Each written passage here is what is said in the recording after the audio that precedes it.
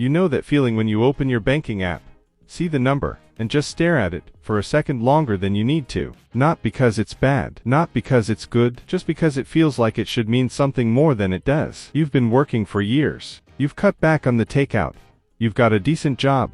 You've done the responsible adult things. And yet somehow the number staring back at you still feels small, almost embarrassing. Most people look at that moment and think the problem is that they haven't made enough yet. That once they hit 6 figures, or once the bonus comes in, or once they get that raise, everything will finally click into place. But that's not actually the trap. The trap is smaller than that. And it's a lot sneakier. Because here's the thing. The number that actually determines whether you spend the next 20 years struggling or the next 20 years building isn't $1 million. It's not even close to 6 figures. It's a number so small most people scroll past it without a second thought. Give it a minute, because when I tell you what it is, you're going to want to rethink how you've been looking at your entire financial life. Before I get there, if you're new here, I'm the guy who breaks down the money moves nobody explains to you in school, the stuff that separates people who feel like they're always behind from people who quietly get ahead without ever talking about it. If that's the kind of thing you're into, hit subscribe now, because what I'm about to walk you through is going to reframe how you think about every dollar you save from this point forward. So let's go back to that number, $20,000. When I say that out loud, what comes to mind? For most people it's not exciting. It's not quit your job money. It's not buy a house in cash money. It kind of sits in this awkward middle zone, enough to feel like you should be proud of it, not enough to feel like it changes anything. And that in-between feeling is exactly why so many people give up right around this point. They think, this isn't moving the needle, and they start treating that money casually. That right there is the trap. Not the number itself,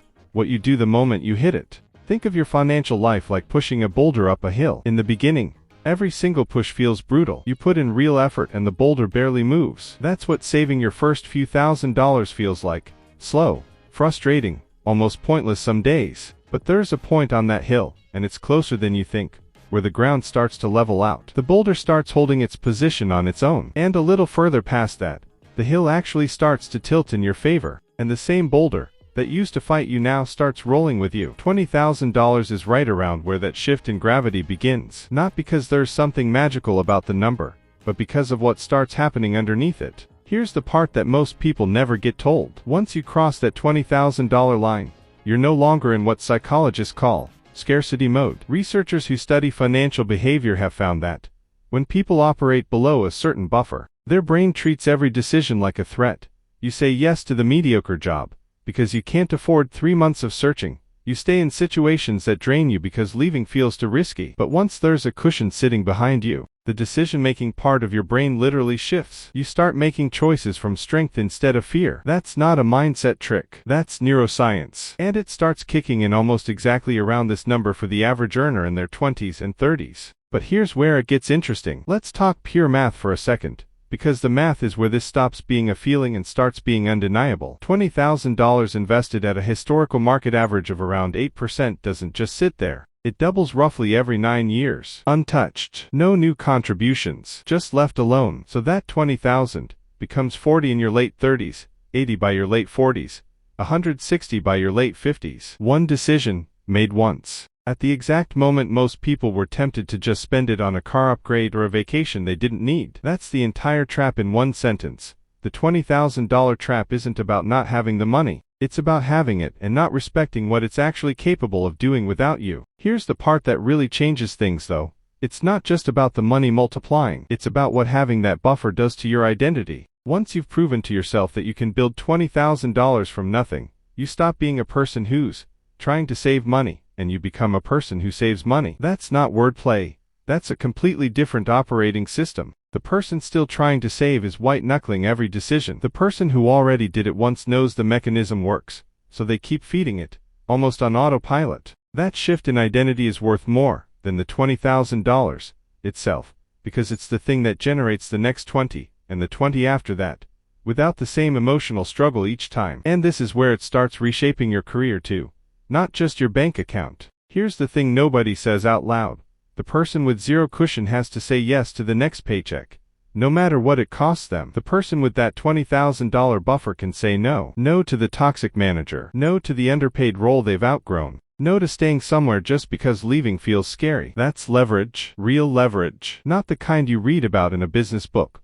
The kind that shows up the day someone offers you a bad deal, and you're actually free to walk away from it. That single decision, walking away or negotiating from strength instead of fear, has changed more people's 5-year trajectory than almost anything else on this list. Now here's where I need to pull the emergency brake for a second, because this is the part people mess up the most. The moment that $20,000 starts feeling real, the temptation is to treat it like proof you've made it. Upgrade the car, upgrade the apartment, start living like the buffer doesn't need to exist anymore. That is exactly how people end up back at zero. Except now with a car payment attached to the fall. The flashy car owner and the quiet wealth builder can have the exact same income. The difference is never what they earn. It's what they do the moment they cross this line. One of them turns the milestone into a lifestyle upgrade. The other turns it into fuel for the next stage of the hill. Only one of those two people is still climbing, 5 years from now. So here's where this actually lands. This was never about surviving paycheck to paycheck versus becoming a millionaire overnight. It was about the one quiet threshold in between, the one nobody talks about because it doesn't look impressive on social media. But it's the one that actually flips the switch from reacting to your money to designing your life around it. If you're anywhere near that $20,000 mark right now, don't treat it like a finish line. Treat it like the exact moment the hill starts tilting your way. Protect it. Let it grow quietly while everyone else is upgrading their lifestyle. Because 5 years from now, 10 years from now, the version of you who's living the life you actually wanted isn't going to remember the sacrifice. They're just going to look back at this exact moment, this exact decision, and thank you for not blowing it.